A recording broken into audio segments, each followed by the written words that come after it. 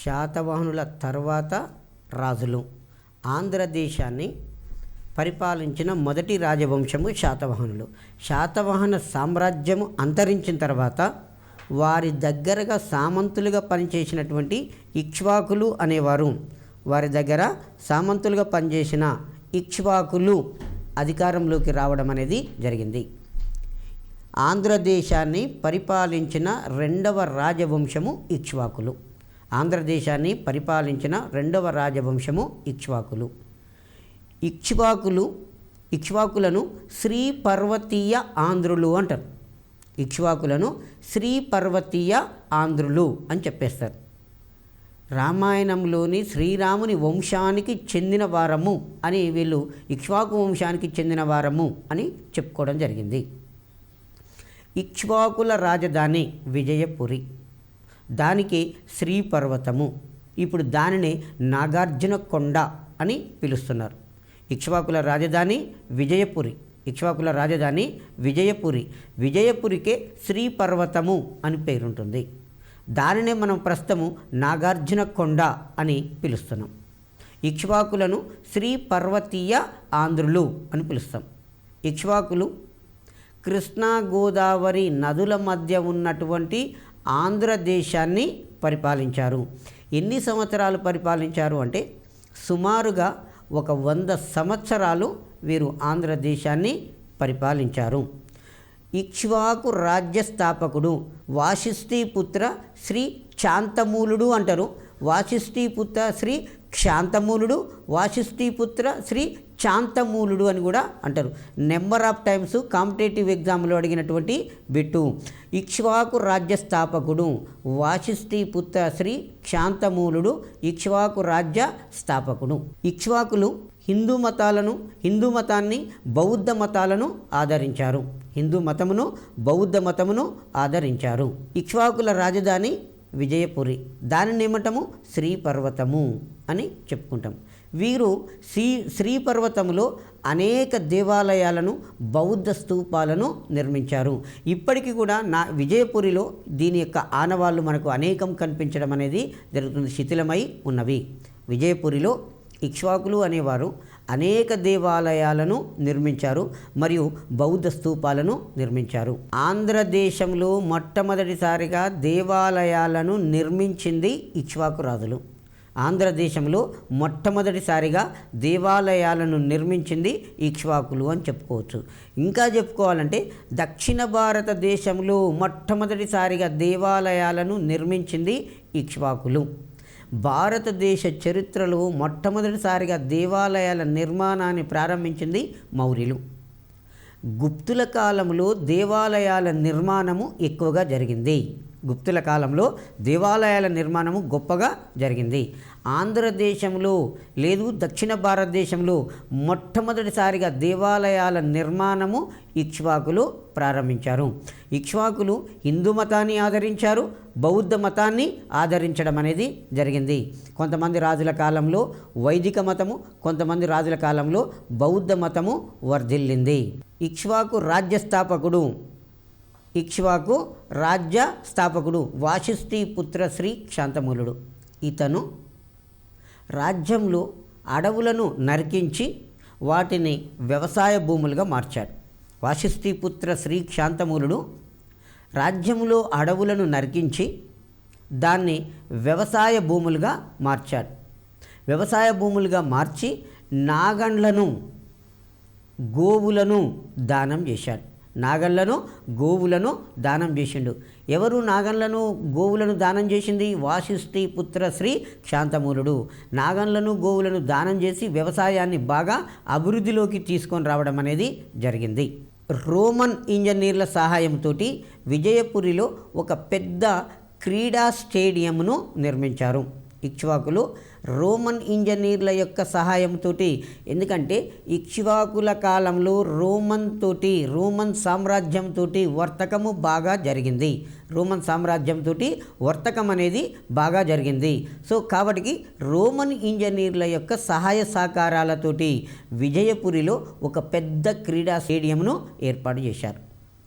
ఇక్ష్వాకు రాజ్యస్థాపకుడు చాలా ఇంపార్టెంటు. ఇక్ష్వాకు రాజ్యస్థాపకుడు వాశిష్ఠి పుత్ర శ్రీ శాంతమూలుడు.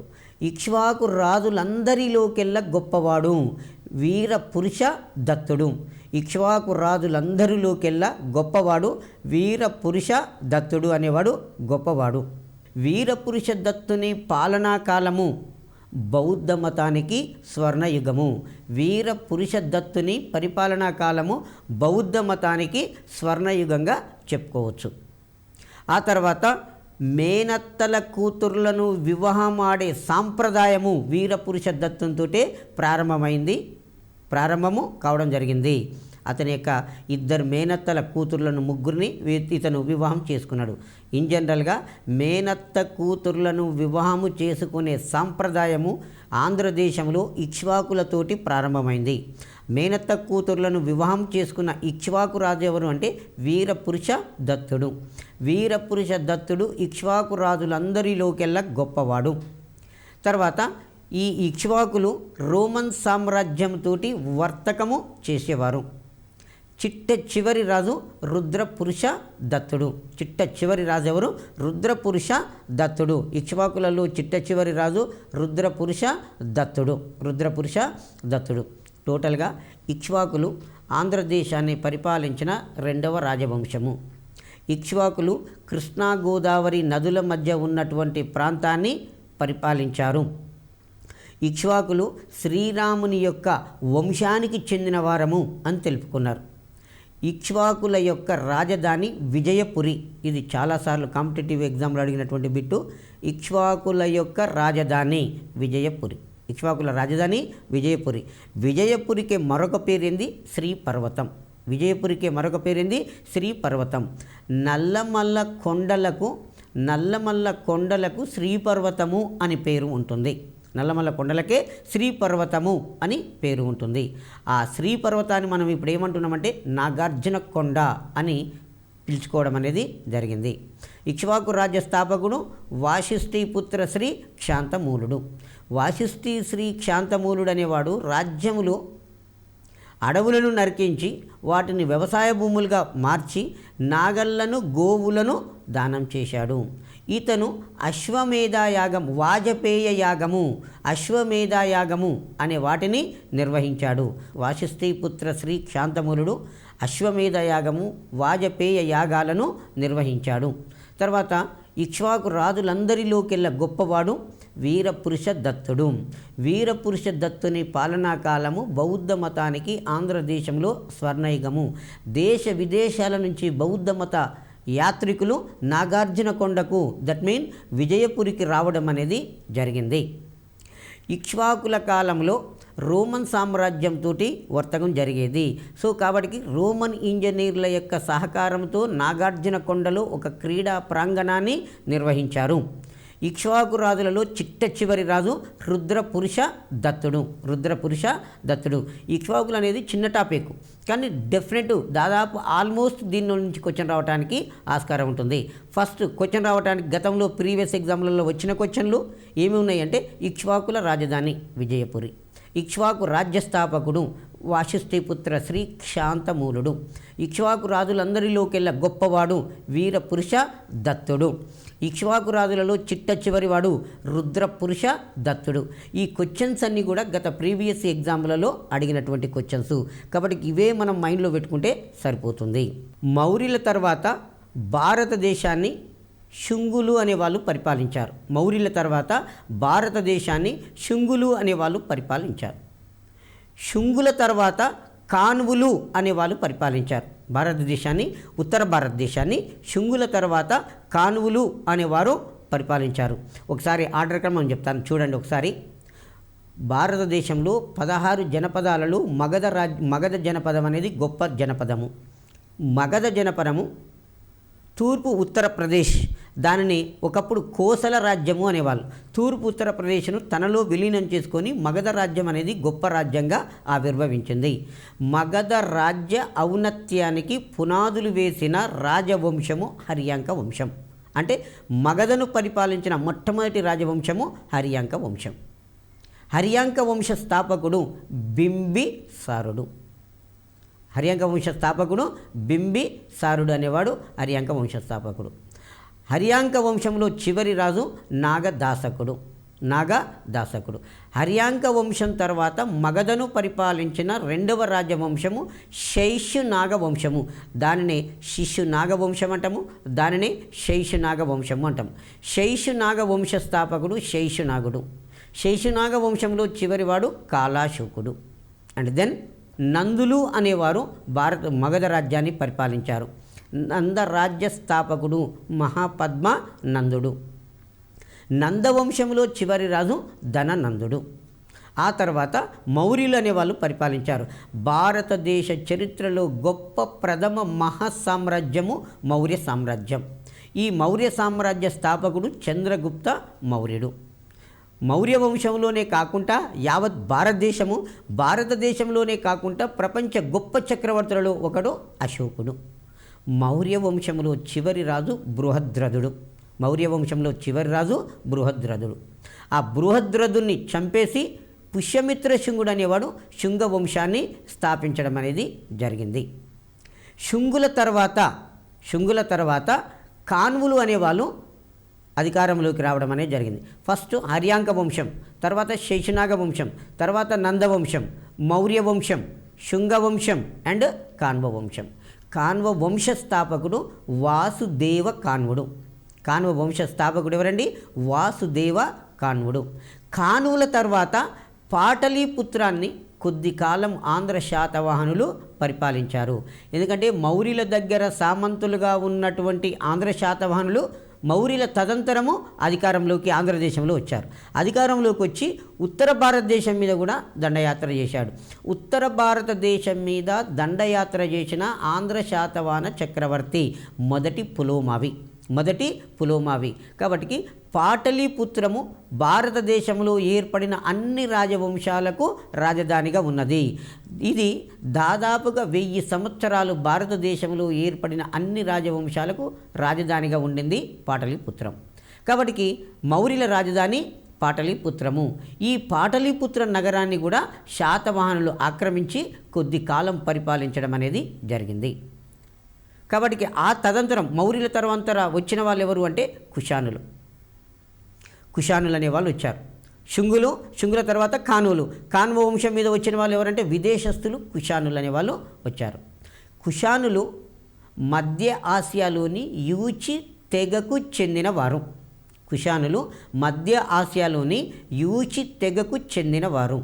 ఈ కుషానులు చైనా గొప్ప గోడ పరిసర ప్రాంతాలలో నివసించేవారు. కుషానులు అనేవారు చైనా గొప్ప గోడ పరిసర ప్రాంతాలలో నివసించేవారు. సో కాబట్టి ఈ కుషానులను మీద హూనులు అనేవాళ్ళు దండయాత్ర చేసి వీరిని అనేక రకాల ఇబ్బందులకు గురి చేశారు.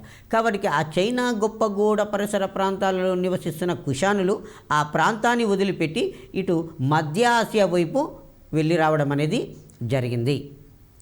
అలా కుషానులు అనేవాళ్ళు చైనా గోడ పరిసర ప్రాంతాన్ని వదిలిపెట్టి మధ్యాసియా వైపు వచ్చారు. మొత్తం వీరు ఒక 5 తెగలుగా ఏర్పడ్డారు, 5 శాఖలుగా ఏర్పడ్డారు. ముఖ్యంగా ఎగ్జామ్లో మనం గుర్తుపెట్టుకోవాల్సిన పాయింట్ ఏంటంటే కుషానులు ఏ జాతికి చెందినవారు, లేదు కుషానులు ఏ తెగకు చెందినవారు, యూచి తెగకు చెందినవారు. ఇది కూడా ప్రీవియస్ ఎగ్జామ్లలో వచ్చింది. కుషానులు ఏ జాతికి చెందినవారు, లేదు ఏ తెగకు చెందినవారు, యూచి తెగకు చెందినవారుగా చెప్పుకుంటాం. యూచి తెగకు చెందినవారు. మౌర్యుల తర్వాత మగధ రాజ్యాన్ని శుంగుల తర్వాత కాన్వులు. ఈ శుంగుల కాలంలో బాక్ట్రియన్ గ్రీకులు అనేవాళ్ళు ఉత్తర భారతదేశం మీద దండెత్తి పాటలీపుత్రం వరకు వచ్చి ఉత్తరప్రదేశ్లోని మధుర వరకు ఉన్నటువంటి ప్రాంతాన్ని బాక్ట్రియన్ గ్రీకులు అనేవాళ్ళు ఆక్రమించారు. ఎవరి కాలంలో వచ్చారు? శుంగుల కాలంలో వచ్చారు. శుంగుల కాలంలో బాక్ట్రియన్ గ్రీకులు వచ్చి మధుర వరకు ఉన్నటువంటి ప్రాంతాన్ని ఆక్రమించుకోవడం అనేది జరిగింది. ఆ బాక్ట్రియన్ గ్రీకుల తర్వాత వచ్చిన వారే కుషానులు. కుషాను వంశస్థాపకుడు లేదు కుషాను రాజ్యస్థాపకుడు కుజుల కార్డ్ ఫైసిస్ లేదా మొదటి కార్డ్ ఫైసిస్. ఇతను క్రీస్తు శకము 41 సంవత్సరం నుంచి 54 సంవత్సరాల వరకు, క్రీస్తు శకము 41 సంవత్సరం నుంచి 54 సంవత్సరాల వరకు ఇతను పరిపాలించడం అనేది జరిగింది. ఇతని తర్వాత కుదులకాడ్ ఫైసెస్ తర్వాత అతని కుమారుడు వీమా కార్డ్ ఫైసిస్ లేదా రెండో కార్డ్ ఫైసిస్ అనేవాడు అధికారంలోకి రావడం అనేది జరిగింది. కుషాను రాజ్య స్థాపకుడు కుదులకాడ్ ఫైసెస్ తర్వాత అధికారంలోకి వచ్చింది వీమా కార్డ్ ఫైసిస్ని రెండో కార్డ్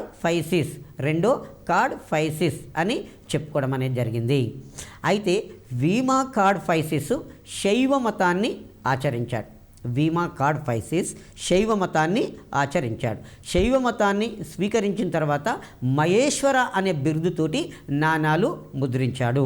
స్కూల్ అసిస్టెంట్ వాళ్ళకు చాలా అంటే చాలా ఇంపార్టెంటు. మహేశ్వర అనే బిరుదుతో నాణాలు ముద్రించిన కుషాను వంశపు రాజు. మహేశ్వర అనే బిరుదుతో నాణాలను ముద్రించిన రాజు ఎవరు? వీమా కార్డ్ ఫైసిస్. ఆయననే రెండో కార్డ్ ఫైసిస్ అని చెప్పేస్తాం.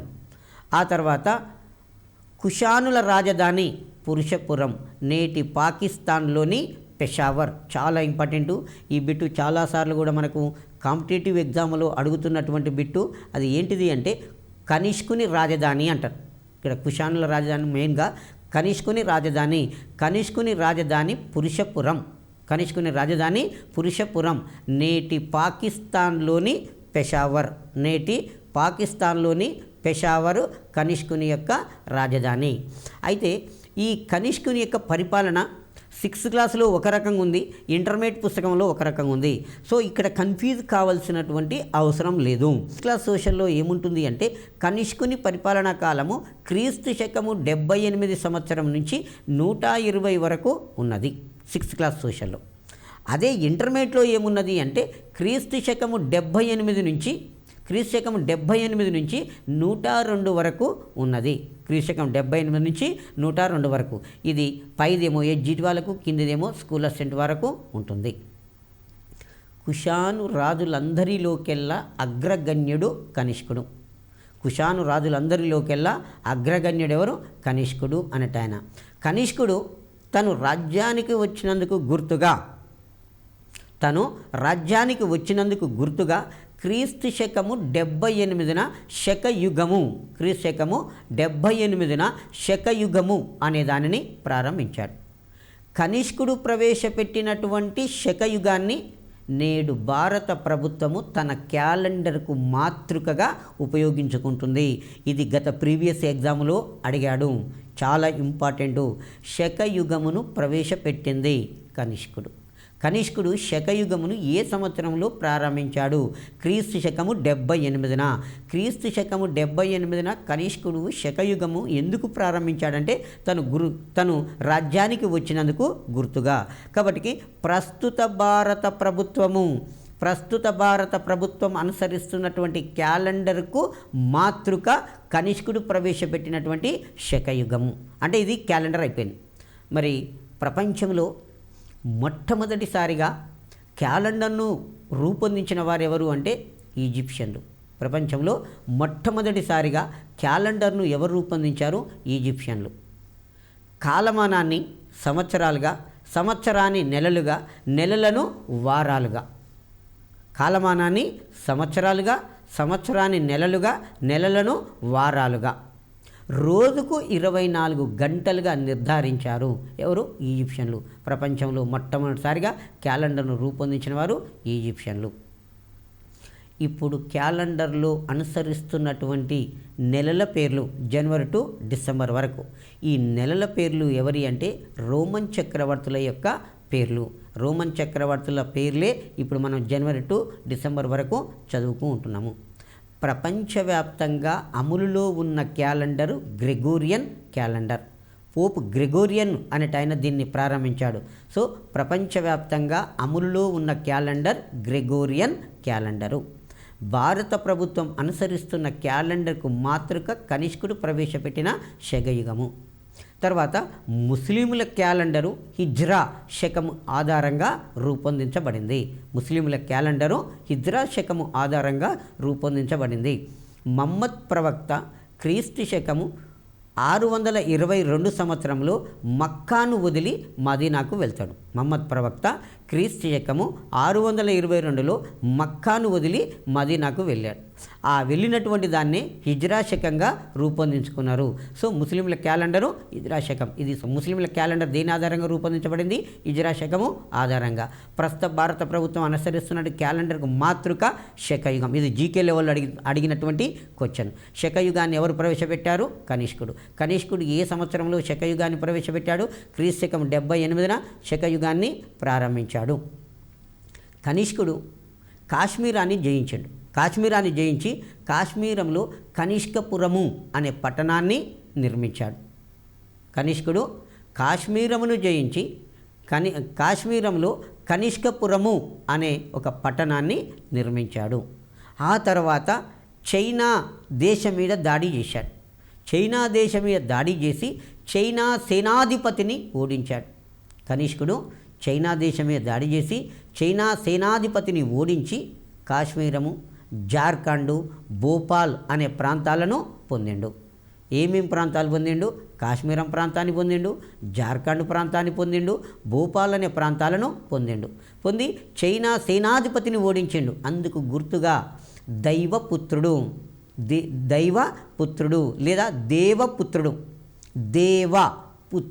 లేదా దైవపుత్రుడు అనే బిరుదు పొందిండు. ఎగ్జామ్లో అడిగే క్వశ్చన్ ఏంటి అంటే, కనిష్కుడు ఏమని బిరుదు? చైనా సేనాధిపతిని ఓడించి, కొన్నిసార్లు ఏమంటాడంటే చైనా చక్రవర్తిని ఓడించి అని కూడా ఉంటుంది. చైనా చక్రవర్తిని ఓడించి పొందినటువంటి బిరుదు దేవపుత్రుడు లేదా దైవపుత్రుడు అనే బిరుదును తను పొందడం అనేది జరిగింది. బౌద్ధ వాంగ్మయ ఆధారాల వలన, సారనాథ్ శాసనం వలన, సారనాథ్ శాసనం వలన కనిష్కుని యొక్క పరిపాలన విధానము మనకు తెలుస్తుంది.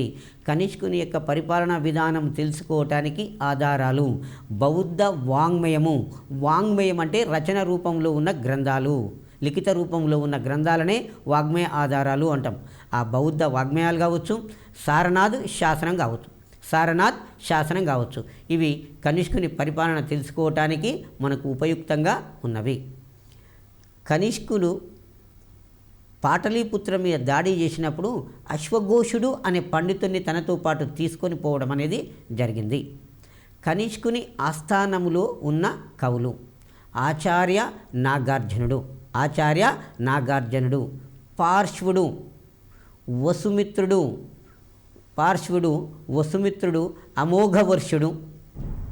అమోఘవర్షుడు అనే కవులు ఉన్నారు. తర్వాత చరకుడు అనే వైద్యుడు ఉన్నారు. కనిష్కుని ఆస్థానములోని కవులు పార్శ్వుడు, వసుమిత్రుడు, అశ్వఘోషుడు, ఆచార్య నాగార్జునుడు. ఆ తర్వాత కనిష్కుని ఆస్థానంలో ఉన్న వైద్యుడు. ఈ బిట్టు చాలాసార్లు గత ప్రీవియస్ ఎగ్జామ్లలో అడుగుతూ వచ్చింది. కనిష్కుని ఆస్థాన వైద్యుడు చరకుడు రచించిన ఆయుర్వేద వైద్య గ్రంథము చరక సంహిత. చాలా ఇంపార్టెంట్ అండి. చరకుడు రచించిన ఆయుర్వేద వైద్య గ్రంథము చరక సంహిత అనే ఆయుర్వేద వైద్య గ్రంథాన్ని తను రాయడం అనేది జరిగింది. కనిష్కుని ఆస్థానంలో ఉన్న కవులలో ఒకడు ఆచార్య నాగార్జునుడు. ఈ ఆచార్య నాగార్జునుడు దక్షిణ భారతదేశంలో వేదాలి అనే గ్రామంలో జన్మించాడు. అది గుంటూరు జిల్లాలో ఉంటుంది. దక్షిణ భారతదేశంలో వేదాలి అనే గ్రామంలో ఉంటుంది. ఈ ఆచార్య నాగార్జునుడు జీవన ప్రమాణము ఎక్కువ కావడం ఎలా అని తెలుసుకోవటానికి హిమాలయ పర్వతాలకు వెళ్ళి తపస్సు చేసి సిద్ధ నాగార్జునుడు అని బిరుదు పొందాడు. ఆ తర్వాత సుహురులేఖ, ఆరోగ్యమంజరి, రసరత్నాకరము అనే గ్రంథాలను రాశారు. మాధ్యమికవాదాన్ని ప్రచారం చేశాడు. ఆచార్య నాగార్జునుడు మాధ్యమికవాదాన్ని ప్రచారం చేయడం అనేది జరిగింది. నాగార్జున కొండ వద్ద జీవించాడు. కనిష్కుని ఆస్థానంలో ఉన్న కవులలో అశ్వఘోషుడు బుద్ధ చరిత్ర, గౌతమ బుద్ధుని యొక్క జీవిత చరిత్రే బుద్ధ చరిత్ర, సౌందర్య నందనం అనే గ్రంథాలను రాశాడు. చాలా ఇంపార్టెంట్ అండి. అశ్వఘోషుడు రచించిన గ్రంథాలు బుద్ధ చరిత్ర, సౌందర్య నందనం అనే గ్రంథాలను అశ్వఘోషుడు అనే పండితుడు రచించాడు.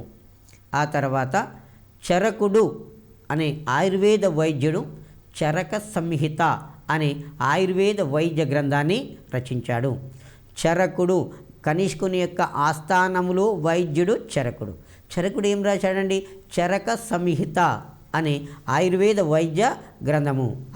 వైద్య గ్రంథాన్ని రాశాడు. ఇదే కాకుండా వసుమిత్రుడు, పార్శ్వుడు అనే పండితులు కూడా కనిష్కుని యొక్క ఆస్థానంలో ఉన్నారు. ఇంతకుముందు ఆచార్య నాగార్జున గురించి చెప్పాను. తర్వాత చరకుడు, తర్వాత వసుమిత్రుడు, పార్శ్వుడు అనే పండితులు ఉండేవారు. తర్వాత అశ్వఘోషుడు అనేవారు. కనిష్కుడు మొదట హిందూ మతాభిమాని. శివుడిని, సూర్యుడిని, అగ్నిని ఆరాధించేవారు. యాదృచ్ఛికంగా బౌద్ధ మతము ప్రపంచ మతం కావటానికి కారకులైనటువంటి భారత చక్రవర్తులు అశోకుడు, కనిష్కుడు, హర్షవర్ధనుడు ఈ ముగ్గురు కూడా మొదట శైవ మతాన్ని ఆచరించిన వారు. వివిధ కారణాల వలన బౌద్ధ మతంలోకి మారడం అనేది జరిగింది. కనిష్కుని ఆస్థానంలో ఉన్న కవి అశ్వఘోషుని యొక్క ప్రభావం వలన కనిష్కుడు బౌద్ధ మతాభిమానిగా మారతాడు. అశ్వఘోషుడు అనే పండితుని యొక్క ప్రభావం వలన కనిష్కుడు బౌద్ధ మతాభిమానిగా మారిపోతాడు. అంతకుముందు హిందువు శివుడిని, సూర్యుడిని, అగ్నిని ఆరాధించేవాడు. ఆ తర్వాత కనిష్కుడు నాలుగవ బౌద్ధ సంగీతిని కాశ్మీరములోని కుందలవనములో నిర్వహించాడు. 4వ బౌద్ధ సంగీతిని కనిష్కుడు కాశ్మీరములోని కుందలవనంలో ఏర్పాటు చేశాడు. 4వ బౌద్ధ సంగీతిని ఏర్పాటు చేసిన రాజు కనిష్కుడు. ఎక్కడ ఏర్పాటు చేశాడు? కాశ్మీరంలోని కుందలవనంలో. 4వ బౌద్ధ సంగీతికి అధ్యక్షుడు వసుమిత్రుడు. ఉపాధ్యక్షుడు అశ్వఘోషుడు. ఈ 4వ బౌద్ధ సంగీతిలోనే బౌద్ధ మతము 2 శాఖలుగా చీలిపోయింది. 4వ బౌద్ధ సంగీతిలోనే బౌద్ధ మతము 2 శాఖలుగా చీలిపోయింది. ఒకటి హీనయాన మతము, 2 మహాయాన మతము. హీనయాన మతస్థులు గౌతమ బుద్ధుని ఒక గురువుగా పూజిస్తారు. హీనయానం అంటే చిన్న వాహనము అని అర్థం. మహాయానం అంటే పెద్ద వాహనము అని అర్థం. మహాయాన మతస్థులు గౌతమ బుద్ధుని ఒక దేవునిగా ఆరాధించేవారు. ఆరాధించడం అనేది జరిగింది. మహాయాన మతము హిందూ మతానికి దగ్గరగా ఉంటుంది. బౌద్ధ మత మహాసభలను ఏమంటారు? సంగీతులు అంటాం. బౌద్ధ మత మహాసభను సంగీతి అంటాం. మొత్తం ఎన్ని జరిగినాయండి? 4 జరిగినాయి. మొట్టమొదటి బౌద్ధ సంగీతి ఎక్కడ జరిగింది? రాజగృహంలో. ఏర్పాటు చేసిన రాజెవరు? అజాత శత్రువు అనేవాడు ఏర్పాటు చేయడం అనేది జరిగింది. 2వ బౌద్ధ సంగీతి ఎక్కడ జరిగింది? వైశాలిలో జరిగింది. ఏర్పాటు చేసిన రాజెవరు? కాలాశోకుడు. మనకు ఆ ఫస్ట్ 2 అంత ఇంపార్టెంట్ కాకుండా చివరి 2 చాలా ఇంపార్టెంట్. 3వ బౌద్ధ సంగీతిని పాటలీపుత్రంలో అశోక చక్రవర్తి ఏర్పాటు చేశాడు. ఈ సమావేశానికి మొగలిపుత్త తిస్స అధ్యక్షత వహించాడు. తర్వాత 4వ బౌద్ధ సంగీతిని కనిష్కుడనే రాజు కాశ్మీరంలోని కుందలవనంలో ఏర్పాటు చేశాడు. నాలుగవ బౌద్ధ సంగీతిలోనే బౌద్ధ మతము రెండుగా చీలిపోయింది, హీనయాన మహాయాన. కనిష్కుడు మహాయాన బౌద్ధ మతాన్ని తీసుకొని దాన్ని వ్యాప్తి చేశాడు. మహాయాన బౌద్ధ మతాన్ని వ్యాప్తి చేయడం అనేది జరిగింది. కనిష్కుడు ఏ బౌద్ధ మత శాఖను అనుసరించాడు? మహాయాన బౌద్ధ మత శాఖను అనుసరించి దాన్ని ప్రచారం చేయడం అనేది జరిగింది. కనిష్కుడు బౌద్ధ మతాన్ని చైనా దేశము, టిబెట్ దేశము, జపాన్ దేశాలకు విస్తరింపజేశాడు. చేసి రెండవ అశోకుడు అని ఈయన కీర్తి పొందడం అనేది జరిగింది. నాలుగవ బౌద్ధ సంగీతిని కనిష్కుడు ఎక్కడ ఏర్పాటు చేశాడు అంటే కాశ్మీరంలోని కుందలవనంలో. నాలుగవ బౌద్ధ సంగీతికి అధ్యక్షుడు ఎవరు అంటే వసుమిత్రుడు అని చెప్పేస్తాం. ఉపాధ్యక్షుడు ఎవరు అంటే అశ్వఘోషుడు అని చెప్పుకోవడం అనేది జరిగింది. ఆ తర్వాత ఈ సమావేశము నాలుగవ బౌద్ధ సంగీతిని కనిష్కుడు అనేవాడు ఎందుకు ఏర్పాటు చేశాడు అంటే అతని ఆస్థానంలో పార్శ్వుడు అనే కవి ఉండేవాడు. అతని యొక్క సలహా మేరకే నాలుగవ బౌద్ధ సంగీతిని ఏర్పాట్లు చేసినట్టుగా చెప్పుకోవడం అనేది జరిగింది. కనిష్కుని యొక్క మంత్రి మాతంగుడు అనే మంత్రి రాజకీయ దురంధరుడు, అంటే గొప్ప రాజనీతిజ్ఞుడు. కనిష్కుని యొక్క మంత్రి పేరు మాతంగుడు. మైండ్లో పెట్టుకోవాల్సింది. కనిష్కుని యొక్క మంత్రి ఎవరు అంటే మాతంగుడు. ఈయనను రాజకీయ దురంధరుడు అని చెప్పుకోవడం అనేది జరిగింది. ఇప్పటికి కూడా భారత రాజకీయాలలో చాణక్యుని తెలుసుకోవడం అనేది జరుగుతుంటుంది. ఎందుకంటే ఆయన రాజనీతి ఎవరికి అర్థం కాకుండా ఉంటుంది, చాలా తెలివితో కూడుకొని ఉంటుంది. కౌటిల్యునికే మరొక పేరు చాణక్యుడు, కౌటిల్యునికే మరొక పేరు చాణక్యుడు, విష్ణుగుప్తుడు అని ఉంటుంది. సో అందుకని అప్పుడప్పుడు రాజకీయ నాయకులను అపర చాణక్యుడు అని ఉంటాం. కనిష్కుని కాలంలో రాజకీయ దురంధరునిగా పేరుగాంచిన దేవుడు అంటే మాతంగుడు ఎవరంటే కనిష్కుని యొక్క మంత్రి. కనిష్కుని కాలంలో వర్ధిల్లిన శిల్పకళ గాంధార శిల్పకళ. కనిష్కుని కాలంలో గొప్పగా వర్ధిల్లిన శిల్పకళను ఏమన్నాము?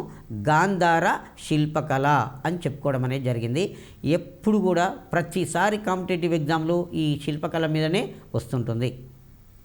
ఈ గౌతమ బుద్ధునికి మొట్టమొదటిసారిగా విగ్రహ రూపం కల్పించింది గాంధార అనే ప్రాంతంలో. ఈ గాంధార అనేది ఒక ప్రాంతం పేరు. ఇప్పుడు అది ఎక్కడ ఉన్నది అంటే ప్రస్తుతము ఆఫ్ఘనిస్తాన్ దేశంలో ఉన్నది. అక్కడ ఉన్నటువంటి కొండ ప్రాంతము, పర్వత ప్రాంతాలలో బాగా కొండలనే గుట్టలు, రాళ్ళు అనేవి ఉన్నాయి. ఆ రాతికి గౌతమ బుద్ధుని యొక్క విగ్రహాలను తొలిపించడం అనేది జరిగింది. అది ఏ రూపంగా అంటే గ్రీకు బౌద్ధ మత కళ రూపంగా తొలిపించి భారతీయ గ్రీకు శిల్పకళ రీతులలో చెక్కడం అనేది జరిగింది. ఇందులో ముఖ లక్షణాలు, నొక్కుల జుట్టు, వస్త్రం కప్పుకుంటే అన్ని ముడతలు పడ్డట్టుగా ఉంటుంది. గాంధార శిల్పకళ గ్రీకో బౌద్ధ మత కళ, దీన్ని మనం మైండ్లో పెట్టుకోవాలి. గాంధార శిల్పకళ ఎవరి కాలంలో వర్ధిల్లింది? కనిష్కుని కాలంలో. కనిష్కుని కాలంలో వర్ధిల్లిన శిల్పకళ గాంధార శిల్పకళ. గాంధార శిల్పకళ దేని నుంచి ప్రేరణ పొందింది? గాంధార శిల్పకళ దేని నుంచి తీసుకోబడింది అంటే గ్రీకో బౌద్ధ మత కళ అంటారు. గాంధార శిల్పకళను ఏమంటారండి? గ్రీకో బౌద్ధ మత కళ. గౌతమ బుద్ధునికి మొట్టమొదటిసారిగా విగ్రహ రూపణ కల్పించింది ఎందులో అంటే గాంధార శిల్పకళలోనే. ఈయనకు విగ్రహ రూపము కనిపించారు. కనిష్కుడు తమ సామ్రాజ్యాన్ని రాష్ట్రాలు, ఆహారాలు, జనపదాలు, దేశాలుగా విభజించాడు. కనిష్కుడు తమ సామ్రాజ్యాన్ని రాష్ట్రాలుగా, ఆహారాలుగా, జనపదాలుగా, దేశాలుగా విభజించాడు. ఓవరాల్గా మరొకసారి కనిష్కుని గురించి చూద్దాం. కుషానుల రాజ్యస్థాపకుడు కుజులకాడు ఫైసిస్. కుషాను రాజ్యస్థాపకుడు కుజులకాడు ఫైసిస్. కుజులకాడు ఫైసిస్కి మొదటి కార్డ్ ఫైసిస్ అంటాం. కుజులకాడు ఫైసిస్ తర్వాత అధికారంలోకి వచ్చింది ఎవరు? వీమాకాడ్ ఫైసిస్ అనేవాడు. వీమాకాడ్ ఫైసిస్ శివుడిని ఆరాధించి మహేశ్వర అనే బిరుదును పొంది ఆ బిరుదుతోటి నాణాలు ముద్రించాడు. దేంతో నాణాలు? వెండి నాణాలు ముద్రించారు. వెండి నాణాలను ముద్రించాడు. కుషాను రాజులందరిలోకెల్లా గొప్పవాడు కనిష్కుడు.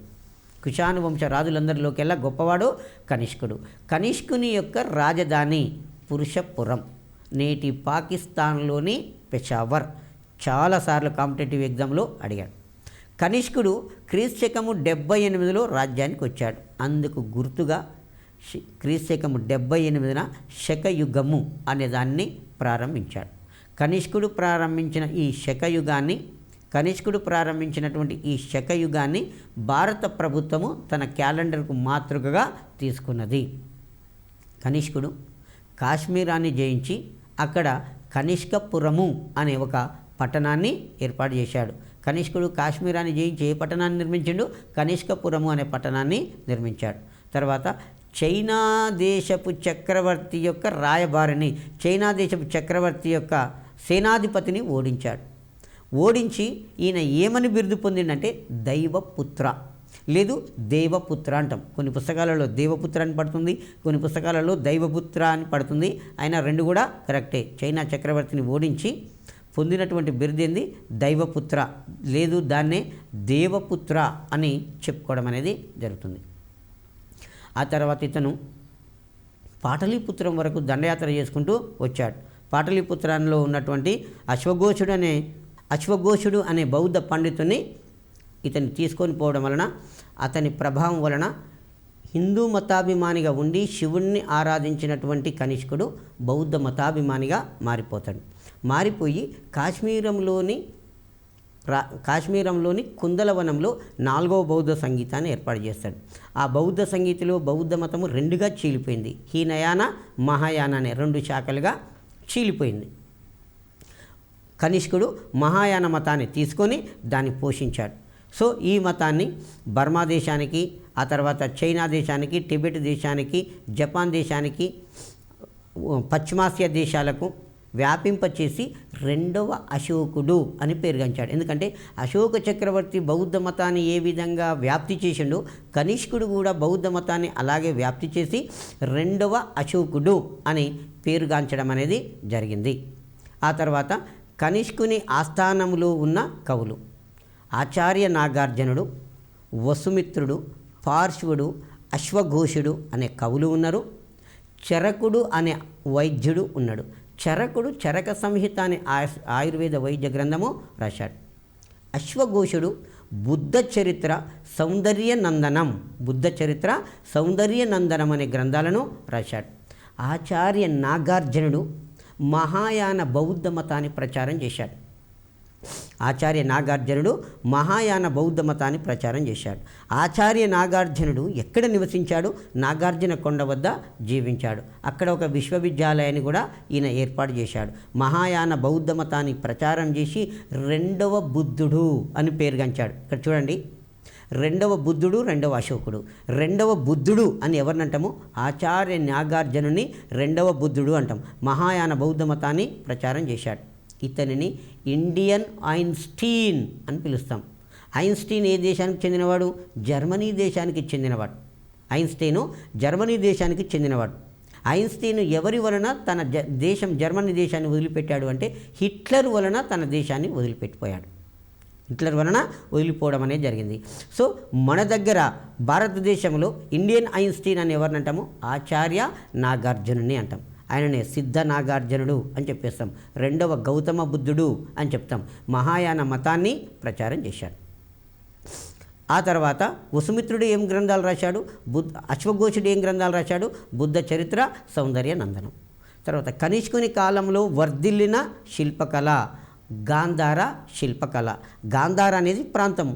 అక్కడ గౌతమ బుద్ధునికి విగ్రహ రూపము చెక్కబడింది కాబట్టి దాన్ని గాంధార శిల్పకళ అంటాం. గాంధార శిల్పకళ అనేది ఏంటిదంటే గ్రీకో బౌద్ధ మత కళ.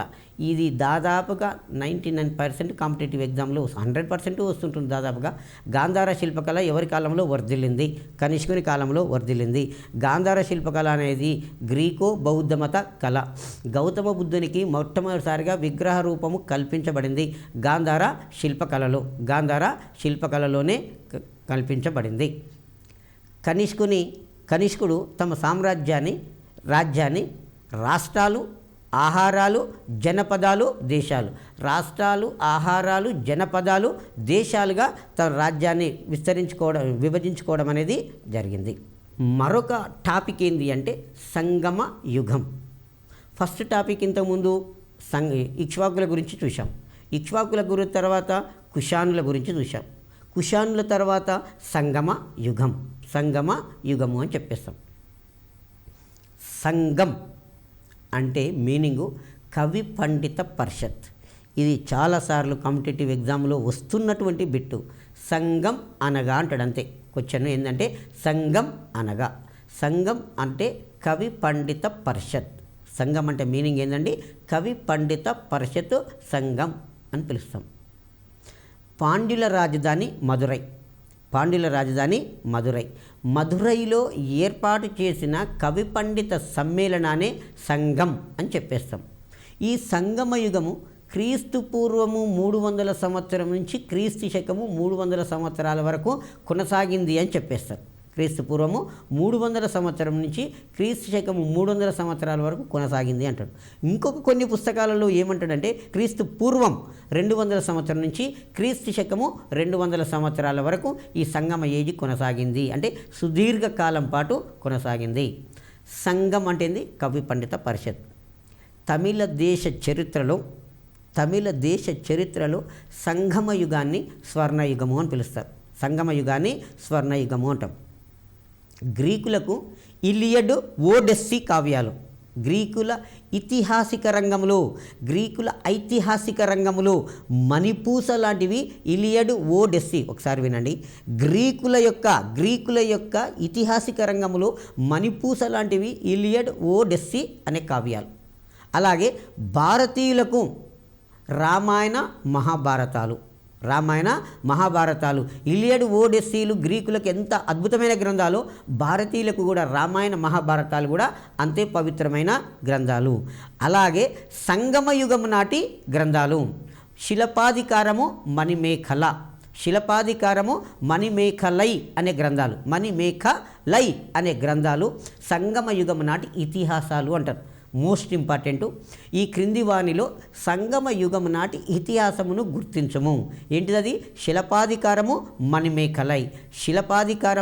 మణిమేఖలై అనే 2 గ్రంథాలు సంగమ యుగం నాటి ఇతిహాసాలుగా మనం చెప్పుకోవడం అనేది జరుగుతుంది. పాండ్యుల రాజధాని మదురైలో పాండ్యుల రాజధాని ఏంటండి? మదురై. పాండ్యరాజులు మదురైలో ఏర్పాటు చేసిన కవి పండిత పరిషత్తే సంఘం అని పిలుస్తున్నాం. సంగమ యుగం నాటి రాజ్యాలు చోళ, చేర, పాండ్య రాజ్యాలు. ఈ చోళ, చేర, పాండ్య రాజ్యాలను ద్రావిడకం లేదా తమిళకము అంటాం. తుంగభద్రా నది నుంచి దక్షిణాన కన్యాకుమారి వరకు ఉన్నటువంటి ప్రాంతమే తమిళ రాజ్యము. తుంగభద్రా నది యొక్క దక్షిణ ప్రాంతము నుంచి కన్యాకుమారి వరకు కలిగిన ప్రాంతాన్ని ఈ ద్రావిడ దేశము అని పిలుస్తాం, ద్రావిడకము అంటాం. ఆ తమిళ సంగమ యుగము నాటి రాజ్యాలు చోళ, చేర, పాండ్య రాజ్యాలు అంటున్నాం. ఈ సంగమ యుగము నాటి రాజ్యాలను గురించి పేర్కొన్నటువంటి శాసనాలు అశోకుని శిలాశాసనాలు, తర్వాత కళింగరాజు కారవేలుని శాసనం. కళింగరాజు కారవేలుడు ఏ శాసనం వేయించాడు అంటే హాతి గుంఫా శాసనం. చాలా ఇంపార్టెంట్ అండి. కారవేలుడు ఏ శాసనం వేయించాడు? హాతి గుంఫా శాసనం అనేది వేయించాడు. అశోకుని యొక్క శిలాశాసనాలు, కళింగరాజు కారవేలుని యొక్క హాతి గుంఫా శాసనం. ఏ రాజ్యాలను పేర్కొంటున్నాయి? చోళ, చేర, పాండ్య రాజ్యాల గురించి పేర్కోవడం అనేది జరిగింది. ఇందులో చేర రాజ్యం. ఈ చేర రాజ్యము నేటి కేరళ ప్రాంతంలో ఉన్నటువంటి కొచ్చిన్, తిరువానుకూర్. చేర రాజ్యం అనేది ఎక్కడ ఉంటుందంటే నేటి కేరళలో కొచ్చిన్, తిరువానుకూర్ ప్రాంతమే చేర రాజ్యము. ఈ చేర రాజ్యానికి మొట్టమొదటి రాజు ఎవరంటే ఉదయన్ జరల్ చెప్పుకుంటాం. చేర రాజులలో గొప్ప రాజు సెంగుత్తవాన్. చేర రాజులలో గొప్ప రాజు ఎవరు? సెంగుత్తవాన్. సెంగుత్తవాన్కు కలిగిన బిరుదు ఎర్ర చేర. చేర రాజుల యొక్క రాజధాని వంజి, దానికి మరొక పేరు కరూరు. చేర రాజ్యానికి రాజధాని వంజి లేదా కరూరు. వంజికే మరొక పేరు కరూరు అని పిలుస్తాం. చేర రాజ్యం ఎక్కడున్నది? ఇప్పుడున్నటువంటి కేరళ రాజ్యం. కేరళ రాజ్యంలో ఏ ప్రాంతము? కొచ్చిన్ ప్రాంతము, తిరువానుకూర్ ప్రాంతం. ఈ చేర రాజ్యంలో మొదటి రాజు ఎవరు? ఉదయన్ జరల్. ఎవరండి? ఉదయన్ జరల్. గొప్ప రాజు సెంగుత్తవాన్. చేర రాజులలో గొప్ప రాజు ఎవరంటే సెంగుత్తవాన్. సెంగుత్తవాన్ని విజయాలను తెలుపుతున్నటువంటి గ్రంథము, సెంగుత్తవాన్ విజయాలను తెలుపుతున్నటువంటి గ్రంథము శిలపాధికారము. చాలా ఇంపార్టెంట్ అండి. శిలపాధికారం అనే గ్రంథాన్ని ఎవరు రాశారు? ఇలంగో అడిగల్. ఇలంగో అడిగల్. ఇలంగో అడిగలు ఎవరు అంటే సెంగుత్తవాని యొక్క సోదరుడు. ఇలంగో అడిగల్ ఎవరంటే సెంగుత్తవాని యొక్క సోదరుడు. ఇలంగో అడిగల్ సెంగుత్తవాని యొక్క సోదరుడు. అతను రాజ్యాన్ని వరింపక రాజ్యాన్ని తన సోదరుడు సెంగుత్తవానికి ఒప్పజెప్పేసి తన వ్యాసరంగంలో నిమగ్నం అయిపోయాడు. ఈ చేర రాజ్యము నేటి కేరళలోని వంజీ కరూర్ ప్రాంతము. చేర రాజ్యానికి రాజధాని వంజీ లేదా కరూరు. మొదటి రాజు ఉదయన్ జరలు, గొప్ప రాజు సెంగుత్తవాను. సెంగుత్తవాను విజయాలను తెలిపే గ్రంథము శిలపాధికారము. శిలపాధికారం అనే గ్రంథాన్ని ఇలంగో అడిగలు అనేట ఆయన రాశాడు. ఇలంగో అడిగలు అంటే మీనింగు పూజ్య పాదులు. ఇలంగో అడిగలు అంటే మీనింగు పూజ్య పాదులు అని చెప్పుకుంటాం. చేరరాజులలో జరల్ అడాన్ అనేవాడు హిమాలయ పర్వతాల వరకు రాజ్యాన్ని విస్తరింప చేయడం అనేది జరిగింది. దాని తదంతరం మరొక గొప్ప రాజ్యము చోళ రాజ్యము. చోళ రాజ్యం. చోళ రాజ్య స్థాపకుడు ఎలారా. చాలా ఇంపార్టెంట్ అండి. అయితే మనకి ఇక్కడ చోళులు రెండు రకాలుగా ఉంటారు. ప్రాచీన చోళులు, నవీన చోళులు. ప్రాచీన చోళులు, నవీన చోళులు అని చెప్పేసి చోళులు రెండు రకాలుగా ఉంటారు. అంటే సంగమ యుగము నాటి ఉన్నటువంటి చోళరాజులనేమో ప్రాచీన చోళులు అంటాము. ఆ తర్వాత 9వ శతాబ్దంలో అధికారంలోకి వస్తారు. క్రీస్తు శకము 846 సంవత్సరంలో విజయాలయ చోళుడు చోళ రాజ్యాన్ని స్థాపిస్తాడు. అప్పుడు వారిని మనము నవీన చోళులు అంటాం. దాన్నే కాంపిటేటివ్ ఎగ్జామ్లో నవీన చోళుల గురించే మనకి ఎక్కువగా వస్తుంది. అయితే సంగమ యుగం నాటి చోళ రాజ్యం గురించి ఇక్కడ చూస్తున్నాము.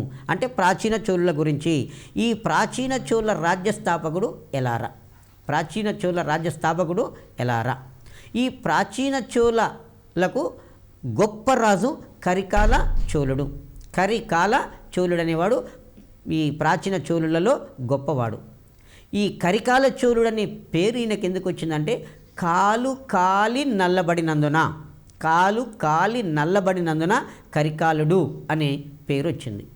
ఇతను తమిళనాడు మొత్తాన్ని పూర్తిగా జయించాడు. ఈ చోళ రాజ్యానికి సమాంతరంగా ఉన్న రాజ్యాలు ఏమున్నాయి? చేర రాజ్యం ఉన్నది, పాండ్య రాజ్యం ఉన్నది. చేర రాజ్యం ఉన్నది, పాండ్య రాజ్యం ఉన్నది. ఈ చేర రాజులను, పాండ్య రాజులను పూర్తిగా ఓడించి తమిళనాడునంతా కూడా తన ఆధిపత్యంలోకి తీసుకున్నాడు. తమిళనాడును తన ఆధిపత్యంలోకి తీసుకున్న తర్వాత సింహల దేశం మీద దాడికి పోయాడు. సింహలము, సిలోను, దీన్ని ప్రస్తుతం మనము శ్రీలంక అంటున్నాం. శ్రీలంక పూర్వ పేరు సిలోన్, అదే సింహలం. ఆ సింహల దేశం మీద దాడి చేసిండు. దాడి చేసి అక్కడ ఉన్నటువంటి రాజును ఓడించి 12,000 మంది సైనికులను ఖైదీలుగా తీసుకొచ్చి కావేరీ నదికి ఆనకట్ట కట్టించాడు. కావేరీ నదికి ఆనకట్ట కట్టించాడు. కాబట్టి కావేరీ నదికి ఆనకట్ట కట్టించి అడవులను నరికేపించి వ్యవసాయానికి సాగునీటి వసతులను కల్పించడం అనేది జరిగింది. ఇతడు తమిళనాడులో అనేక శివాలయాలను నిర్మించాడు. తమిళనాడులో అనేక శివాలయాలను నిర్మించాడు. ప్రాచీన చోళుల రాజధాని వరయూరు. ప్రాచీన చోళుల యొక్క రాజధాని ఏంటి అంటే వరయూరు అనేది ప్రాచీన చోళుల రాజధాని. ప్రాచీన చోళుల రాజధాని అనేది వరయూరు. కరికాలుడు అంటే శత్రువుల గజబలానికి కాలుని వంటి వాడు అని చెప్తారు. కాలి నల్లబడినందువలన కరికాలుడు అనే పేరు వచ్చింది. శ్రీలంకను జయించి 12,000 మందిని ఖైదీలుగా తెచ్చి కావేరీ నదికి ఆనకట్టలు కట్టించాడు.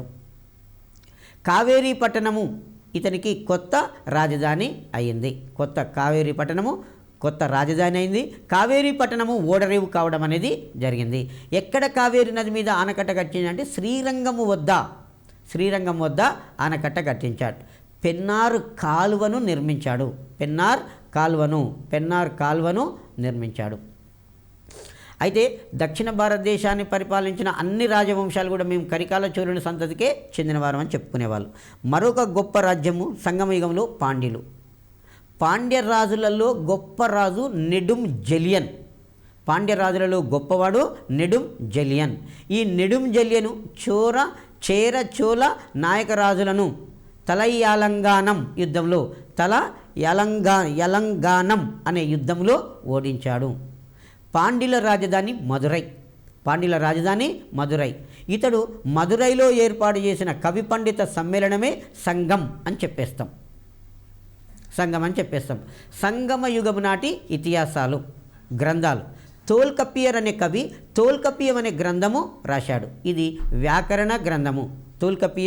తోల్కపియం అనే వ్యాకరణ గ్రంథాన్ని రాశాడు. ఇది ఆనాటి సామాజిక వ్యవస్థ గురించి తెలుపుతున్నటువంటిది. ఆనాటి సామాజిక వ్యవస్థ గురించి మనకు తెలుపుతుంది. తిరుతక్కదేవర జీవక చింతామణి. తోల్కపియం అనేది వ్యాకరణ గ్రంథము. తిరుతక్కదేవర అనే కవి రచించిన గ్రంథము జీవక చింతామణి ప్రముఖ వైద్య గ్రంథము. ప్రముఖమైన వైద్య గ్రంథము. తర్వాత సంగమ యుగము నాటు ఇతిహాసాలుగా పేర్కొన్న గ్రంథాలు ఏంది అంటే శిలపాధికారము, మణిమేకలై. ఇలంగో అడిగలు శిలపాధికారం అనే గ్రంథాన్ని రచించాడు. ఇది తమిళులకు గొప్ప ఇతిహాసం లాంటిది. తర్వాత సుత్తలై సత్తనార్ అనే కవి మణిమేఖలై అనే గ్రంథం రాశాడు. మణిమేఖల అనే ఒక స్త్రీ గురించి తెలియజేస్తుంది. తమిళనాటలో వేశ్యవాటికలో జన్మించినటువంటి సచ్చీల మణిమేఖల. ఈమె సాధు అరవభ్రణి వలన బౌద్ధ మతాన్ని తీసుకొని బౌద్ధ మతానికి సేవ చేసింది. సో మణిమేకలై అనేది బౌద్ధ మత గ్రంథము. ఈ సంగమ యుగము నాటి ఇతిహాసాలు శిలపాధికారము, మణిమేకలై. ఈ రెండింటిని రాసిన కవుల పేర్లు కూడా ఇంపార్టెంటు. ఇలంగో అడిగలు శిలపాధికారం అనే గ్రంథాన్ని రాస్తే సుత్తలై సత్తనార్ మణిమేకలై అనే గ్రంథాన్ని రాశాడు. మణిమేకలై అనే గ్రంథాన్ని రాశాడు. ఈ పాండ్యుల కాలంలో ఈ సంగమ యుగంలో పాండ్య ప్రజలు కొలిచినటువంటి దేవతలు ఎవరంటే శివుడు, మురుగన్ ఎక్కువగా పూజించడం అనేది జరిగింది. శివుడిని పూజించారు, మురుగన్ అనే దేవతను పూజించారు. ఆ తర్వాత ఈ సంగమ యుగం నాటి రాజ్యాలు రోమ్ దేశంతో, చైనా దేశంతో, మలేసియా దేశాలతోటి చైనా, మలేసియా దేశాలతోటి వర్తక సంబంధాలను కలిగి ఉండేవారు. రోమ్, చైనా, మలేసియా దేశాలతోటి వీరు వర్తక సంబంధాలను కలిగి ఉండడం అనేది జరిగింది. సంగం కవి పండిత పరిషత్.